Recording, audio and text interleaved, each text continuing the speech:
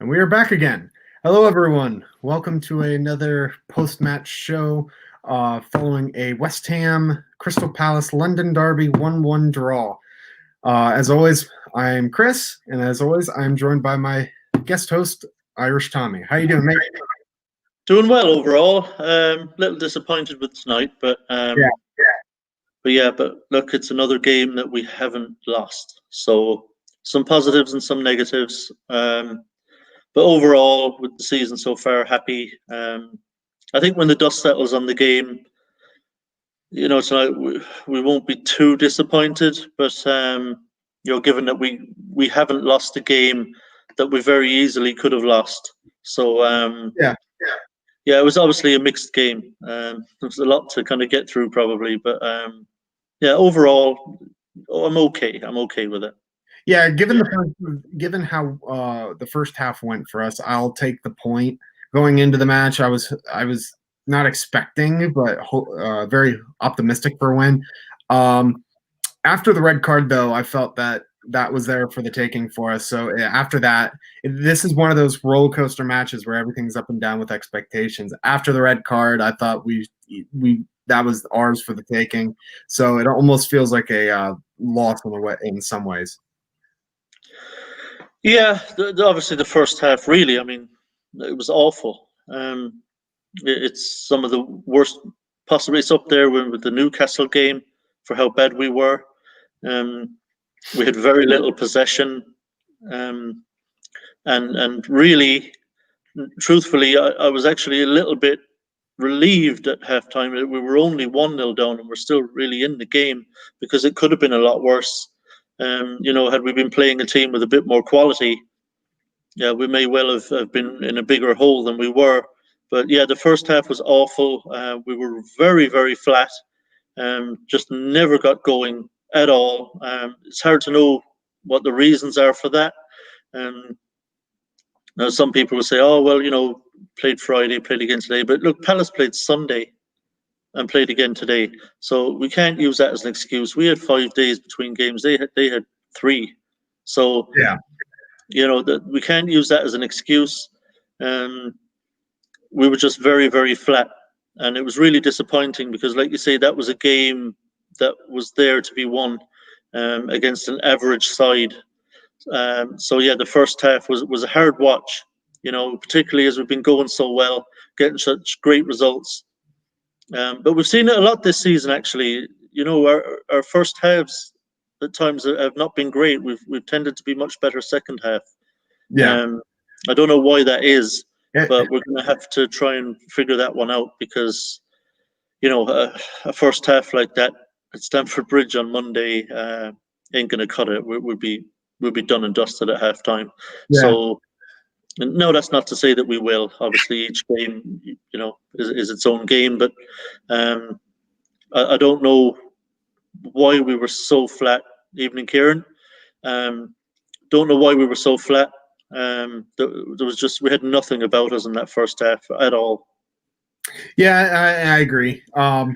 It does feel like I don't think it's even just that we're better in this.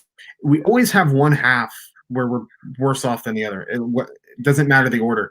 It just does not feel like we are able to string two good halves together, and I don't understand it.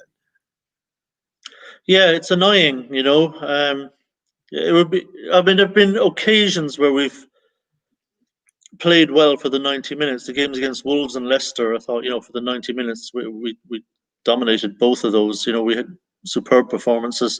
So I don't know what exactly is going on there. I would like to think Moyes will have some kind of post-mortem where he's going to be talking to the players and say, look, that first half was horrendous. What's going on there? He needs to figure this out, because unfortunately that will cost you points, and it did tonight. Palace were a team we really ought to have beaten. Yeah. I think at one point during the second half it said we'd had, was it 30-something% of the possession? At home to Palace, that's just not good enough. Yeah. Palace shouldn't be doing that to you. So it's a worry. Despite we obviously had a very good run of results, and like I say, it's another game that we have not been defeated. But yeah, that needs taking care of before it does start really hurting us. Yeah, I don't understand what it is with the possession either, because it doesn't matter who we go up against. It doesn't matter what the end result of the match is. Every single match, it seems like we are on the bottom or on the back foot in terms of possession. I don't remember the last time I've seen West Ham come out of a match with more possession than the opposition. Yeah, no, I mean, it's not something I'd be overly worried about, because possession, I think Tottenham generally have 40 odd% of possession, or just under in a lot of games, but they're up near the top of the table. I think, did Liverpool jump ahead of them with that win tonight? Yes, the win first, Tottenham second. Yeah, so I don't get too hung up on possession stats, because they're not the be all and end all. But there are certain games where you should be at least breaking even, and at home to Palace, I think we should at least be breaking even. We shouldn't be surrendering that much possession to Palace. It's not a good thing.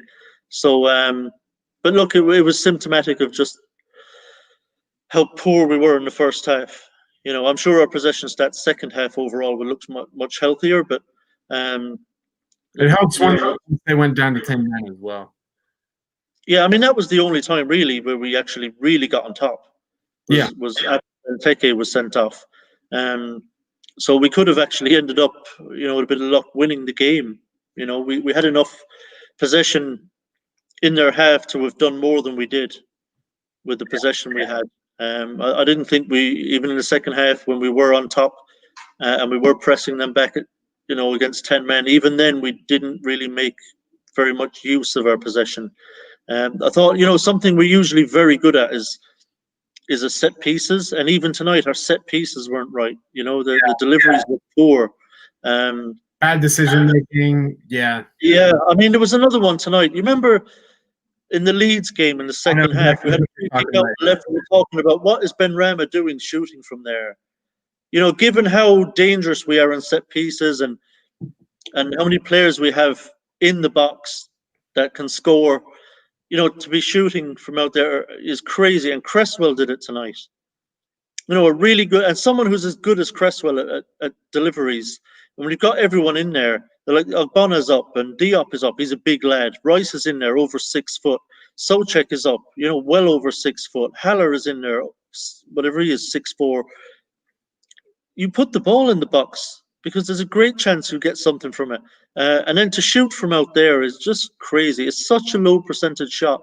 And we've got to stop doing that. I mean, I'm amazed it happened again tonight. If I'm the manager after what Benrahma did at Leeds, I'd be saying to the players, don't ever shoot from there. Like, ever. It's ridiculous. You're not scoring. It's not going to happen. It's such a low. Given our advantages and how good we are in set pieces, you have to deliver that ball in every chance you get.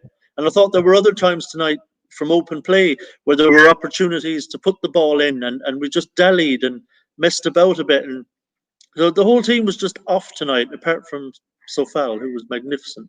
Yeah, well, yeah, we'll talk about him then, because I've seen nothing but praises for him on Twitter, and he fully deserves it. I mean, he has come in and he has been such a great addition to the squad. He's been a rock back there. I feel comfortable. I mean, he pocketed Zaha, which I want to get this out there too. There is not a singular person I hate more in the Premier League than Wilfred Zaha. He is honestly the worst when it comes to diving and everything. He spends more time on the ground, like bitching at referees, than he does actually playing the game. Yeah, he's probably second place behind Grealish for me, but yeah, he's annoying to watch. I mean, he's so talented, but to be fair, I mean, he did absolutely no damage whatsoever in the game. I mean, pocketed him all match. It was incredible. Yeah, they tried. He tried down that left-hand side, but he got absolutely no joy from Sofal tonight. And I'm delighted to see Sofal playing very well because um, I think as a wing back he's limited. It's definitely not his best position. I think he plays okay at wing back, but now in his last couple of games when he's actually playing in his natural position, as a right back, an orthodox right back, now we're really seeing how good he is because now he's in his real position and where he's comfortable and where he's always trained to play. And the difference in him now since he's been playing as a right back is immense. I mean, he played really well in that position against Leeds, and tonight, I mean, just absolutely brilliant. Absolutely brilliant. So it's very clear. I think depending on our formation, there's a case to be made for playing Fredericks when we play as a wing backs, and using Sofal when we play right back, when we play an orthodox back four. Now, I'll understand arguments from people saying, no, you play Sofal either way, and I'm fine with that. But certainly there's no doubt that Sofal is much better as a right back. These long messages always get me because it's like always awkward, like trying to read it. But he has got a point here. Yeah, that's fine. Look, if Palace are good defensively on crosses, that's fine. But I'd still be willing to test them. I mean, yeah. I mean, look. I'd still be willing to say, look, we don't care. If you can deal with Souček and Haller and the likes of Ogbonna, Rice, Diop, when we're on set pieces, if you can deal with it, more power to you. But you're putting that fucking ball in, and you're going to have to deal with it, because we are so good in those situations that I wouldn't care if our opponents are actually quite good at defending those. I'd still put it up to them. Yeah, I agree. Sticking in the defense, though, I do want to talk about Diop. So obviously, Diop had to slide in tonight for Fabian Balbuena, who I think it was a combination of just general rest as well as he also picked up a minor injury, apparently, according to X. So hopefully that doesn't keep him out too long. But my God, that first half, he looked abysmal. And then he looked better in the second, but I just couldn't get over it from the first. It almost looked to me like he was scared at times, like he was nervous, like he didn't want to, like he almost didn't know what to do. Yeah, here's where I am on the Diop thing. I do like to try and be balanced. I know the easy thing to do is just completely shit on him and slate him. But I'm going to try and bring some balance here because here's what I think. Yes, first half he was horrible. There's no doubting that. Absolutely horrible first half. You can't defend his first half. It was terrible. We all saw it. And I won't try to defend it. But he did grow into it as the game went on. I thought he didn't have a bad he was a little shaky early on in the first half as well. But as the second half went on, I thought he improved and he steadied. I agree with you on that, yeah. So here's what I think with this. I think it's rustiness. So there was a time, if you remember, a couple of seasons back where Ogbonna had been out of the team for a while because we were playing Diop Balbuena as our centre-back pairing. Ogbonna came back into the side. And I remember over those first kind of 3 or 4 games, Ogbonna looked really shaky. He made some mistakes. He looked a bit panicky at times. He was getting beaten too often. And people were bitching about Ogbonna on Twitter saying he's dodgy and, he's playing shit and drop him, right? But he wasn't dropped. He was left in there. And after those kind of first 3 or 4 games where he was unsteady, he just started playing better and better and better and better and ended up kind of being one of our best players that season. And we all know what he's doing now this season. Absolutely magnificent. And I suspect the same thing is probably going to be true with Diop. I think he came in tonight. He hasn't played for a while, and he came into a game where his teammates, unfortunately, happened to be playing very poorly, and being dominated. If he'd have come in to a game which was the opposite, where we happened to be playing like almost to our best, and we're having a great game, I think he would have been able to coast a bit more, and kind of would have been easier for him to grow back into it. So I wouldn't be too hard on Diop. I think if Diop were to get a run of games, I think we would see him improve and settle in, and get his feet under him again. I hope. Now, whether we'll get the chance to do that, because, like you said, I think Balbuena's injury is a minor one, so I don't think he's going to be out for very long.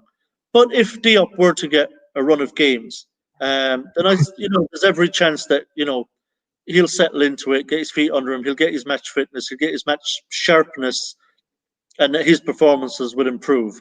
Because I don't think he's as bad as he looked tonight, because I think it was a combination of he hadn't played in a while, and the players around him were just playing really poorly as well on the night. So Yeah. that definitely wouldn't have helped him, coming back in after so many games out. So while he was very poor for most of the game, he did improve as it went on. And I think if you were to keep him in there and keep playing, I think he would continue to improve and he'd settle down. So I don't want to be too harsh on him. But yeah, he was absolutely horrible first half, particularly. Yeah. Obviously on the Palace goal, So apparently Balbuena will be back in about 2 weeks. If that's true, that's not bad. Yeah, just a small niggle. He won't even really lose match sharpness in that kind of time, or very much fitness.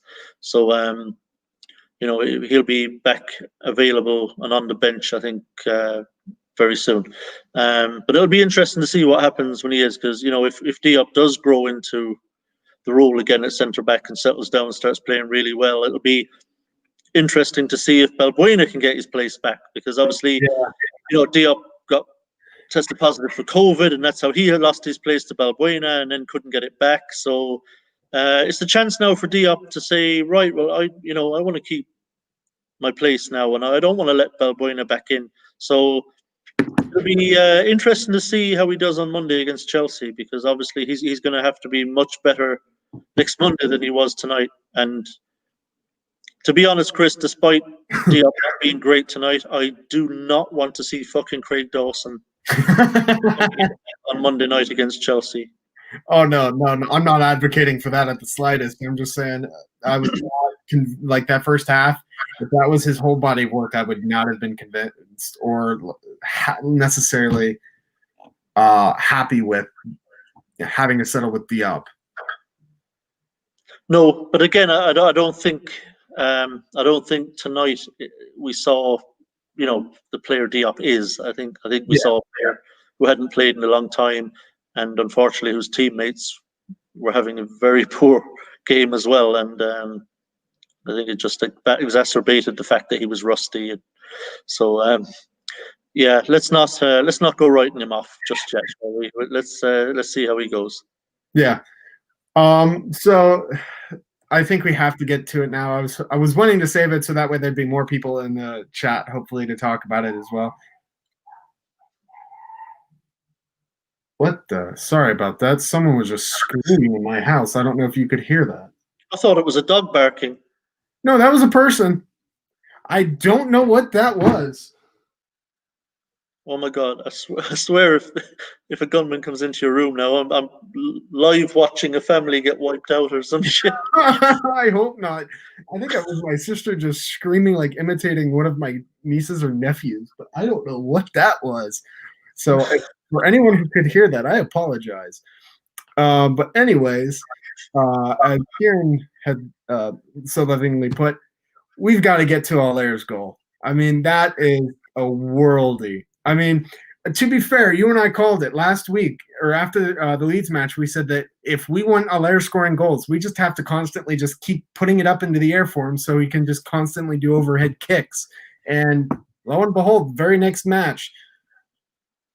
Yeah, like we spoke about in that after the Leeds game, he's just phenomenal at those. He's just brilliant at overhead kicks. I don't know, obviously, so he just I don't know if he just happens to be great at them or if he just practiced them particularly, but he's just amazing at them. You know, he brought a brilliant save from Meslier in the Leeds game from one.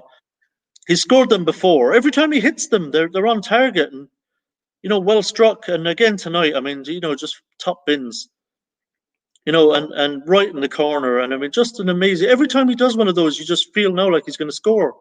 So yeah, if we could, like I said to you last week, if we could roll every ball into his feet with his back to goal, so we could flick it up and overhead kick it, we should, because fucker would probably score 20 goals like that in a season. You know, it's like it's an amazing talent he has. You know, because like technically they're very difficult. You know, to do and to do one correctly. But yeah, I mean, when that went in, it was just like, oh wow, you know, just what a goal. I mean, we shouldn't be surprised anymore, really. I mean, every time he goes for one now, I think we're all just going to expect him, right? This is going top corner.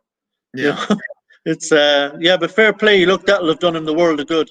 I thought Haller actually played really well tonight. I was gonna say, Vernon just asked, do you believe if Arlaire is a baller, yes or no? For me personally, the jury's still out a little bit. I still see him pulling out away from challenges. I see him just kind of lazily jogging back at times. Him not wanting to put in for any sort of challenge, and then he does stuff like that. So it's like he almost balances it out for me at the same time. So, yeah, I thought actually, to be honest, Chris, he is a baller, but he looks lazy. Yeah, I didn't think he looked so lazy tonight. I'll be honest. I'm going to disagree with you, Feather Snowman. On this I thought tonight he actually got around a bit. I know there was. I saw him chasing down more, kind of getting involved a little bit more. I thought he was much better tonight than he was in the Leeds game. You know, yeah, he was more noticeable in the game. He was much more obvious, and I think actually Kufal might be the best thing that's happened to him. Some of the deliveries that come in from, Sofal, I thought were really, really good tonight, and they were aimed at Haller. Yeah, a number of them, and you know, he got on the end of a couple of things, and I thought he did some nice stuff around the edge of the box, on the ball, just holding on to possession, passing it off and stuff. So I actually thought he was much better tonight than he was in the Leeds game. Obviously, the Leeds game, he had a bit of a mare. I looked really bad, but yeah, I don't know. I thought I was very happy with Haller actually tonight, and not just because of the goal. I thought he did a lot of other stuff that was quite good. And you know, I'm hoping, because we can't rely on Antonio. And let's be honest, any striker we bring in January is going to be like a bench-worthy striker. It's not going to be anyone. It's not going to be anyone spectacular. So if we can keep Haller in the team, and if he can keep improving, and if he can, you know, he looked like he was gelling a lot better with the team tonight for some reason. And you know, if we can kind of keep improving him and get him in gelling in the team better, there are goals in him. No, I'd like to see him actually score when his head is above his feet. You know, but I think he needs to work. For a big guy, he really needs to work on his heading. Yeah. You know, I think I'm crossing my fingers that tonight was an indication that he's actually improving and really settling in now, that he's actually getting a run of games, and that the best may yet be to come. So tonight makes me a little bit more hopeful, if I'm honest. Yeah. And there's one other player I want to talk about after Allaire, but this is actually a good follow-up question as well. Would you bring in King in January? Yeah, I'd have no problem with that. Look, I know he's not, but look, if people are there thinking, oh, we need to spend fucking 20 million on a striker who's going to be our starting striker and be in ahead of Antonio and Haller, we'd all love that, but it's not happening. We have to be realistic. Anyone we bring in is really going to be there as cover. And if it's Josh King, I have no problem with that. I've heard people saying, "Oh, but he's not even playing at Bournemouth." That's because there are issues with him in Bournemouth. He's leaving. They know he's leaving, so he's not getting in the team.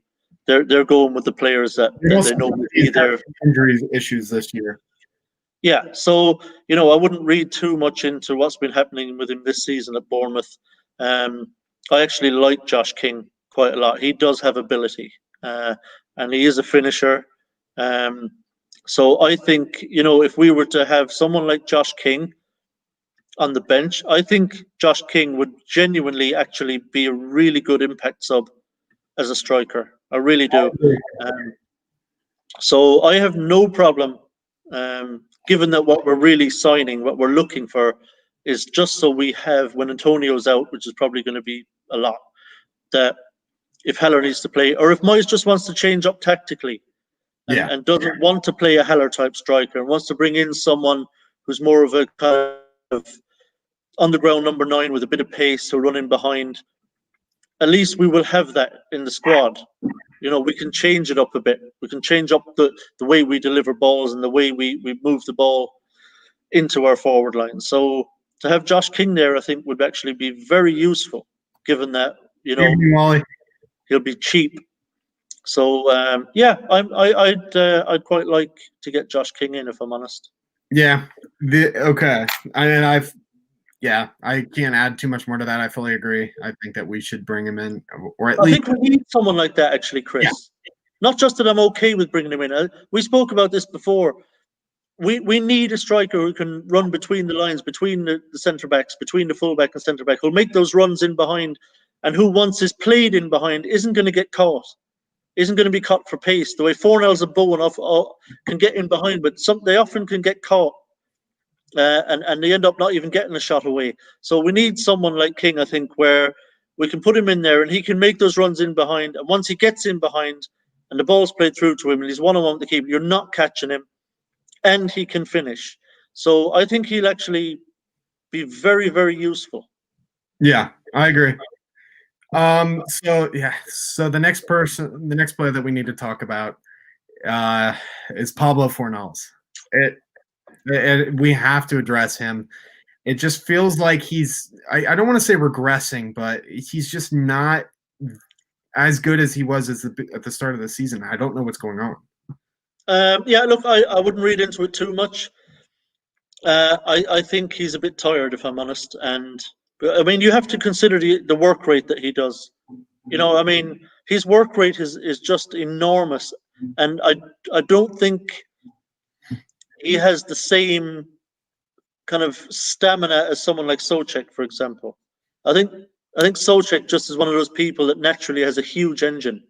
I was actually the same when I played.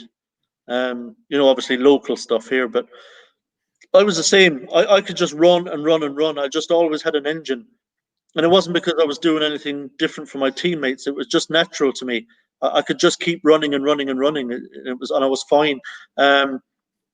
Souček is like that. Souček can just run and run and run and run. He never seems to get tired from game to game. He seems to be able to do it every week, and no problem. But I don't think Fornells has that same engine. But his output is huge as well. He puts in a massive effort, Fornells. I mean, he runs his arse off for the team. I think he's tired. I think he needs a few games off.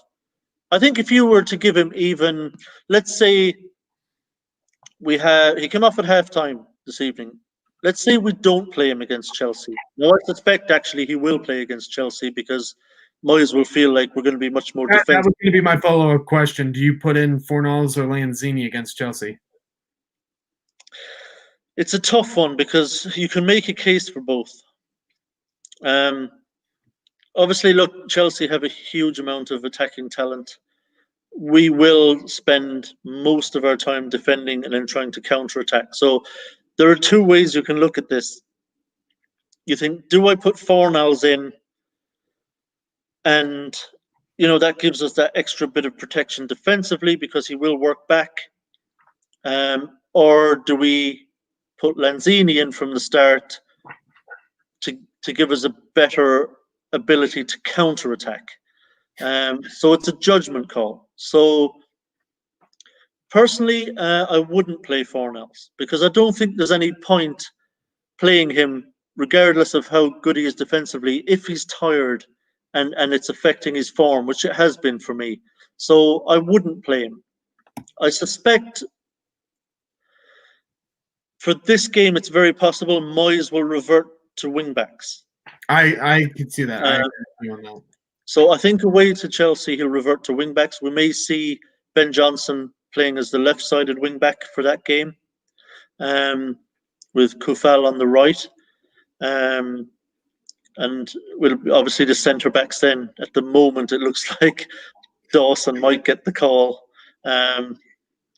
Yeah, so if we'll have to really, so that should be interesting. But or maybe excuse me, no, it would be Cresswell. No, sorry, excuse me, it would be Cresswell. Yeah, Oggy and Diop would be the three centre backs, with Ben Johnson and Kufal as the wing backs. And then obviously you got Rice and Soucek in front of that. So I think if we have that many players who are going to be doing their job defensively, then I think we can afford ahead of that. To be more attacking. We don't need Fornals in there as well. In fact, I think it would be a mistake to have Fornals in there because he's just too slow getting from back to front, especially at the best of times, let alone when he's quite tired. So I wouldn't play him. I wouldn't play Fornals. I think he needs the Chelsea game off, and frankly, I think he needs the game after that off. I don't even know who that is, to be honest, but he needs that game off as well. He looks like he needs a break. Now, obviously, you don't want to leave him out of the team for too long. You don't want him to completely lose his fitness, his match fitness. But he looks like a player who needs a break. And to be completely honest, Chris, I thought Lanzini actually looking at the. Yep. Oh, go ahead.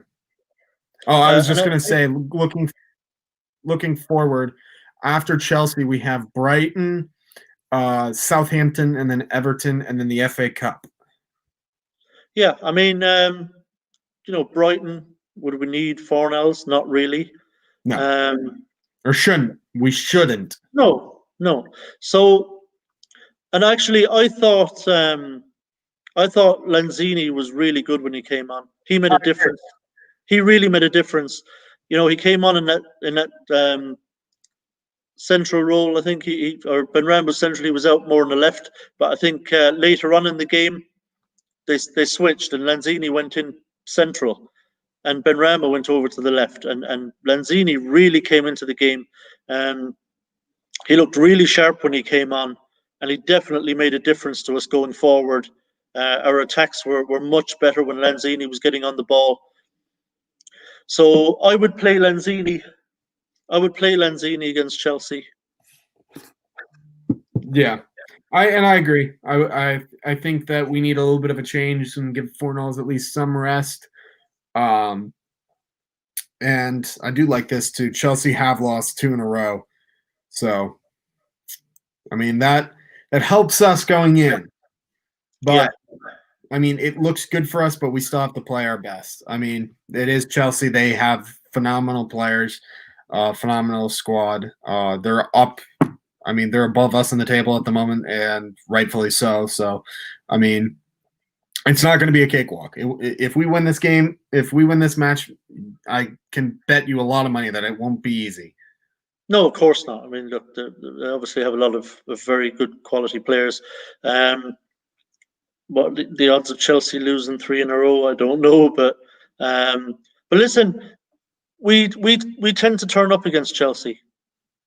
Whenever we play Chelsea, whether it's at Stamford Bridge or at our place, we never get thumped by Chelsea. We tend to turn up. It's a Monday night game. It's a big London derby. Our players tend to really like those games. Our players seem to love playing in those big games.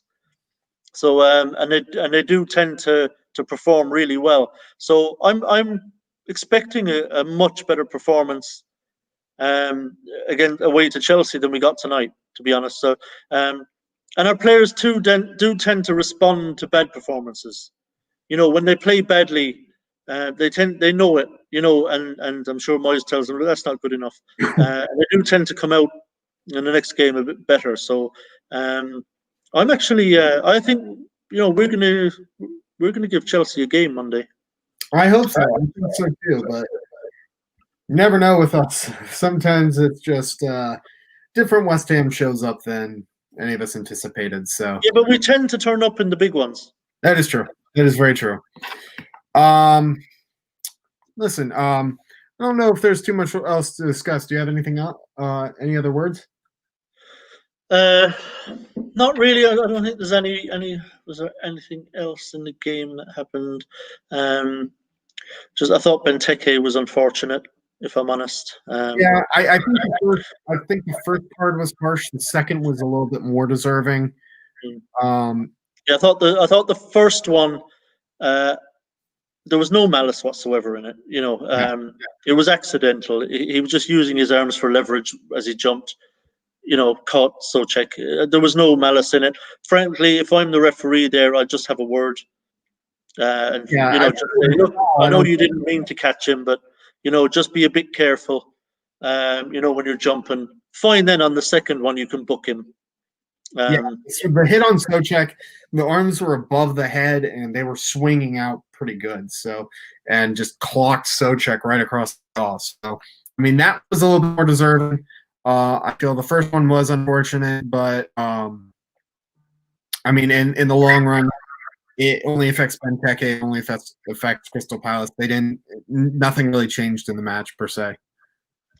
Yeah, I mean, I think after he got sent off was when they were much more defensive, and that's when we kind of really started to get on top. Now we might have done that anyway because we do tend to grow into games. But I thought there was a missed opportunity there too. We didn't really make a lot of the extra man. I was hoping we could create a bit more, but we just weren't sharp tonight. And I have to say, Benrahma was poor. He never got going, lost the ball, lost possession a lot, and some poor passes and some crosses that went in that were not good. So hopefully, if he plays against Chelsea, hopefully that'll be the kind of game where Benrahma thinks, yeah, fucking, I'll have some of this because this is why I joined West Ham, to be in the Premier League, to play in these games. Hopefully that'll really get him up for it, and he'll want to show what he can do. So, fingers crossed he'll be much better in that game if he starts. But yeah, I'm looking forward to the Chelsea game. But as for tonight, I have to say, I know we touched on Sofal, and he was superb tonight. And we talked about Haller's amazing overhead kick to equalise. We have to talk about the build-up to that goal, Chris. Yeah, that is very true. Everything worked out perfectly. That build-up started on the left-hand side of our defence. Yeah, it was with Fabianski too. The ball was played back to Ogbonna near the dead ball line. He played it square across to Fabianski, who hit an absolutely inch-perfect diagonal ball out to the wing on a dime to Sofal, who went on an absolutely brilliant run down the wing and just put in an absolutely beautiful ball. And it just ended up with Haller doing the overhead kick. That whole move was absolutely brilliant. And I always notice with commentators that if let's say, Tottenham had done that, right? Played the goal, and then say Harry Kane had done that overhead kick, and they would have been waxing lyrical about that. For the rest of the game, they would have been sucking them off. For the rest of the game, depending on who it was, or if Liverpool had done it or something like that, they'd be sucking them off for the rest of the game. But when teams like West Ham do it, they'll say, "Yeah, great goal," and all that, and then it'll be kind of forgotten about, and they won't really, they won't be poetic about it and be kind of playing it up like it's this massive thing. So that kind of sickens me a bit, really. The way they suck off these big teams, these kind of certain players. So, but yeah, that whole goal from front to back, that's one of the best goals we will score all season. If you watch it when Ogbonna gets the ball, I don't think it's go back when Ogbonna gets the ball. It's absolutely brilliant. Yeah, it's as good as you'll see. I don't think it's bigger or better than the Lanzini goal against Tottenham, but it's close. Well, look, the Lanzini goal against Tottenham was just a pure finish, just a strike. Yeah. And I'm not talking about the strike on its own. I'm talking about that where that move began.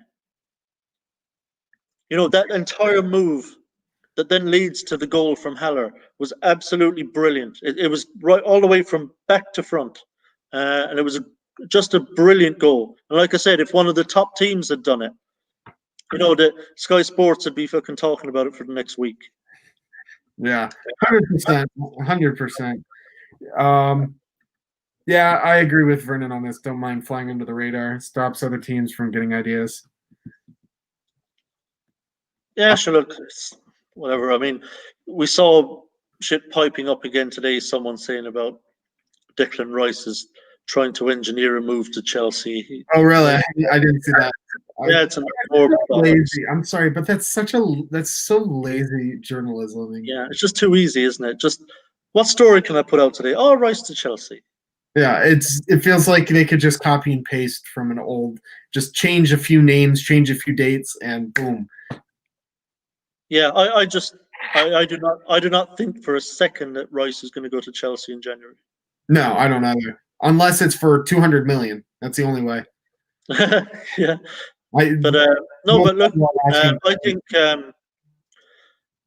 I think the board should do the right thing. Give him his contract. Oh, that he deserves, and good. Tell him he's going to be club captain. As soon as Noble retires, he's club captain. That might be at the end of this season. Yeah, very possible. And remind him that if you go to Chelsea, they're going to put you in a centre back, don't you? If they're going to play you at centre back, you're going to be miserable. That's the end of your raids down the field. That's the end of you kind of playing in this amazing role as a defensive midfielder, and he almost scored a fucking brilliant goal as well tonight, which went just more confident shooting on goal.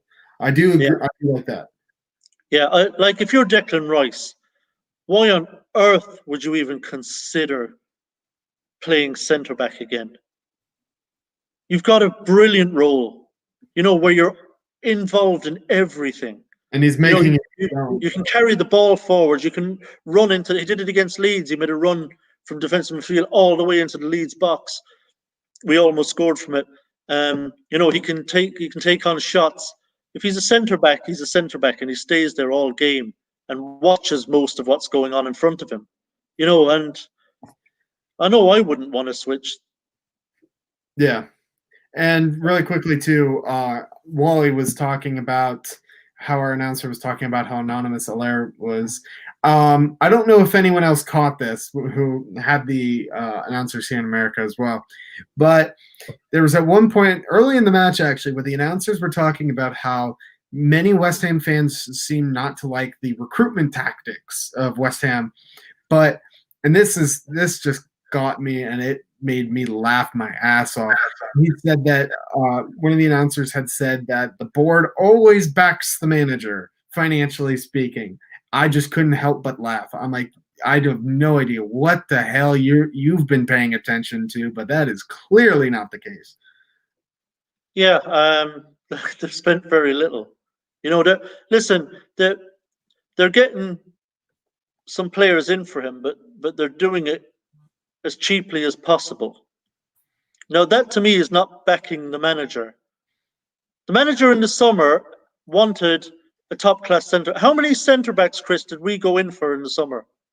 Let me pull up the Excel sheet. Started with Tarkowski and went on from there. We were linked with attempts to buy numerous, highly rated centre backs.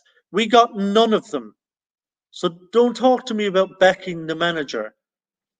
We needed a right back. They got one who's going to cost $5 million over 4 years. Yeah, come on. There's a difference between getting a player for a particular position because the manager wants a player there, and actually backing the manager by actually like financially like spending. Now, so far, look has turned out really well. He was a good buy. He's a good player. But we all knew what Moyes really wanted in the summer was Tarkowski was his number one target. We didn't get Tarkowski. There were other targets then we went in for around various places around Europe, various leagues. Got none of them because of money. So this whole thing about they're backing the manager financially, give me a fucking break. Yeah, I had to whip up the transfer spreadsheet to see again. We were linked with 70 defenders. So yeah, I mean, come on. I mean, does anyone really think at any point that Moyes said to Sullivan, "Now go out and get me Benrahma"? yeah, Just no way. yeah. Well, listen. Do you have any final words before we sign this one off? Final words, I guess, are just disappointed tonight. That was a really winnable game and one I think we should have won.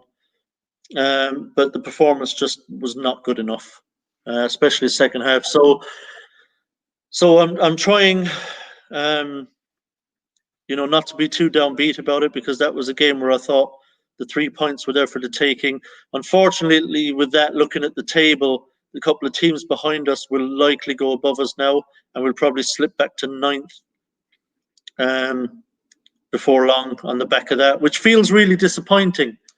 Given that, had we won tonight, we'd have been in fifth, and not really looking over our shoulder. But the big one now with Chelsea. If we can go to Chelsea and not lose again, especially, but I mean, if we get a win, that would be amazing. But if we can not lose again, and then we have the game against Brighton, get a win there, we'll still be doing really well. We'll still be inside the top 10. And can still forward and still, we're still competing then for a Europa League place. So the game on Monday is huge. I really don't want to lose Monday, because it's nice to be on a streak where you haven't lost in a while. It's great for the players. So if we can go to Chelsea and put in a big performance there and get something out of that game, it keeps the players, confidence really high. So really looking forward to that one.